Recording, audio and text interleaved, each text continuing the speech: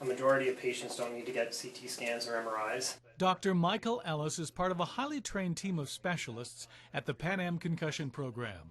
Along with 40 scientists, he's researching all aspects related to concussions, from how they treat patients to studying how and why these injuries happen. And we also look at trying to develop new ways to diagnose concussions and treat concussions, either through exercise science type of techniques. And we do a lot of research back at Health Sciences Center and Children's Hospital related to neuroimaging tests such as MRIs to try to find a better way to objectively diagnose this condition. And that's where Kelly Russell, a sports injury epidemiologist at Children's Hospital Research Institute of Manitoba, comes in. They've combined efforts to take part in the Canada North Concussion Network. 23,000 concussions were diagnosed in Manitoba in about a 5-year span. 50 children a week visit the clinic.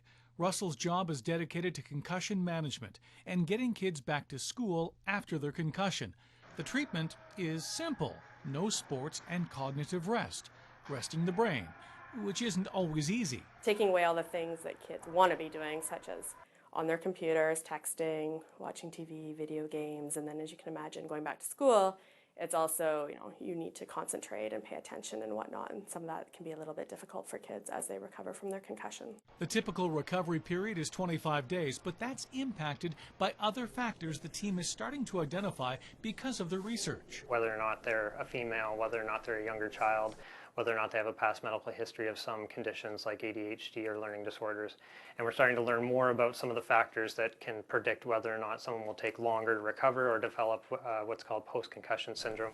The team will work with families to develop a care plan and determine when each child can safely play sports again and return to school. When they do go back to school, they might have a lot of work kind of put on them as well to make up.